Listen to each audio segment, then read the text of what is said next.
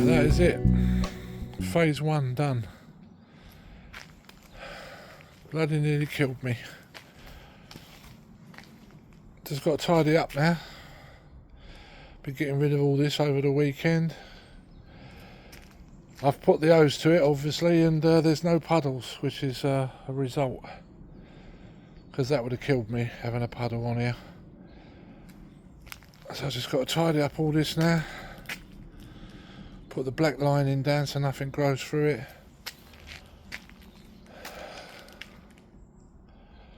But this is phase 1. Phase 2 is going to be the rest of it. I've got to go all the way down the side. Probably got to lay double the amount of what I've just laid. How I'm going to do it, I don't know. I do not know. What I'm going to do now is go around here and tackle this now round the corner. I'm going to be putting concrete in down here, because I want to put a shed in down the side of here. This will receive my bikes, my lawn mowers and all that. All the big stuff. Got to render the garage, so if you want to see how that turns out, guys, don't forget to like and subscribe. I've never done it before in my life, rendering, concrete render anyway. It's going to be like a Weber. What you do, you put 1 or 2 coats on it, and then you put like that fibre mesh on it, and then render it. I'm not sure if I'm going to go over it with a colour on it, or I'm just going to render it and paint it. I'm not sure what to do, but it's all ready to go. It's nice just to put a line under something, but this garage is going to be a nightmare because I want to turn it into a gym. And the reason I want to put that shed around the side is that I've got to get rid of all of this. You won't believe it, guys, but brand new garage. It's 18 foot long by 12 foot wide, and you can't swing a cat in here. You literally cannot get in here. So this is my next project as well. It's one of many, because I'm going to be turning this into a gym. So my way of thinking is on this back wall here, all the way along, it's 18 foot. I want to put 4 doors in, 4 sliding doors. Put about 5 shelves in here. Crate all my tools up. Put them in crates and get rid of it. But it seems like an impossible task, to be honest. But somehow I've got to get rid of all this. Getting through all my bags of cement, thank God, because yeah, got that half price, so that was a result. Me cement saved a few pennies. So yeah, oh, nearly killed me doing this. Nearly killed me. I'll be putting a back extension on here, guys, as well. One-man show. And I really haven't got a clue what I'm doing. I'll be going on YouTube and researching and really finding out how to do it, you know. And then once the extension's up, I'm just going to get to ground level. Then I'm going to put this last bay in all the way along and put my drains in for my rainwater, because I've got like a soak away that will go into the garden for the soak away. I've got my eco drains running into it. It's all in my previous video. All the pipes have been laid. It's all been done.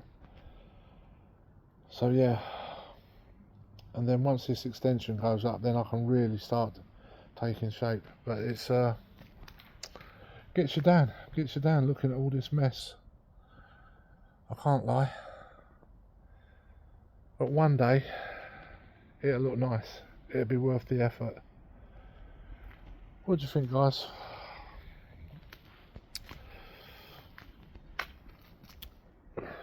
I'll have my garden back as well, which would be nice. That was only supposed to be there 6 months. It's been there about 3 years, which is crazy. Crazy. Anyway, I'm an happy bunny today. I've done a quick video. I'm going to be talking over it now. I'm going to marry the 2 videos up and you'll see what I'm doing. And what I've done I filmed myself live doing like these two bays here, like these two where I'm standing on. It didn't come out too good, so I'm going to edit it, and I'm going to explain right now what I did. I mixed up 4-in-1 ballast, and then I just filled it all in, shutted it off with a piece of wood, got it dead flat until I was happy, and then I put my pebbles on top, stamped the pebbles in, and then what you have to wait for the all the water to go away, because it's all weak in it, or like all that water that comes up, and it's all about timing.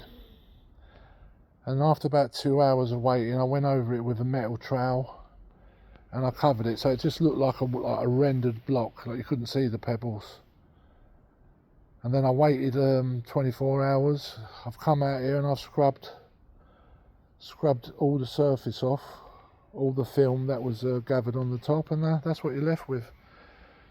The only trouble is I did them ones a year or two ago, and I wasn't happy, so I changed my way of doing it, and obviously it's come out a little bit different. But I think once all the aging gets to it, these are different colours at the moment because they've just been done.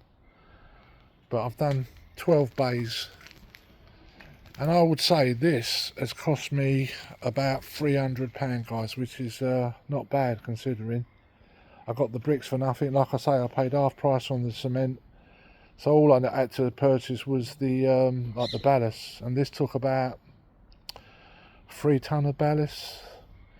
Probably, I know like these two bays here took three cement, so just do the maths, like, you know what I mean? 3, 6, 9, about 15 bags of cement I used on this. So yeah, very labour intensive though, guys, but this is bomb proof. I've gone down about, I think the actual concrete in between the bricks is about 4 inches. I've gone easily 4 inches with Arcor, probably a bit more. I've whacker plated it all in, and this will be down forever and a day. God help the person that ever wants to get this up, because they'll be cursing me like I was cursing the fella previously that had the garage here. There was a garage already there and it was falling down. It was all made of metal sheets, but he had concrete in the ground about 18 inches down, lumps and lumps of it. Crazy. I mean, I'll show you a little bit of what come out of here, and that is nothing compared to what I had. I had tons and tons of it, guys, but what I did, I smashed it all up and used it as hardcore. That way I saved myself a few pennies.